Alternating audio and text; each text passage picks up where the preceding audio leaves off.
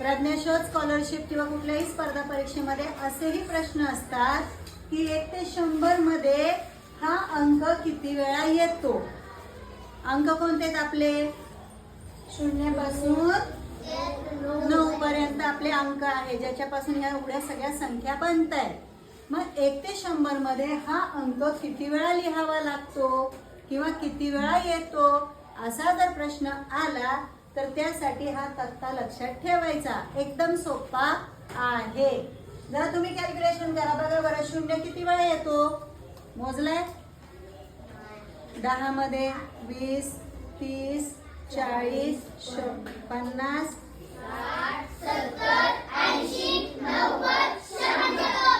100 चे 2 म्हणजे किती वेळा आला? 0 किती वेळा आला? 11 वेळा. किती वेळा? 11 वेळा 0 येतो. आता 1 किती वेळा येतो सांगा? 21 वेळा.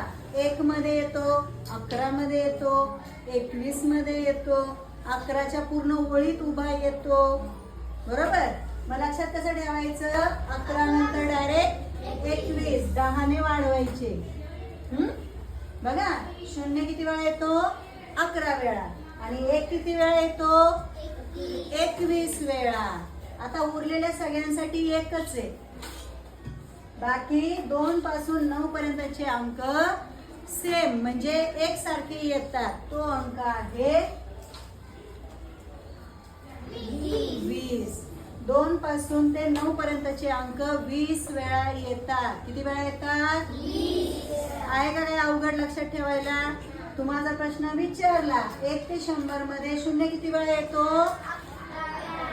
1 किती वेळा येतो? 2 किती वेळा येतो?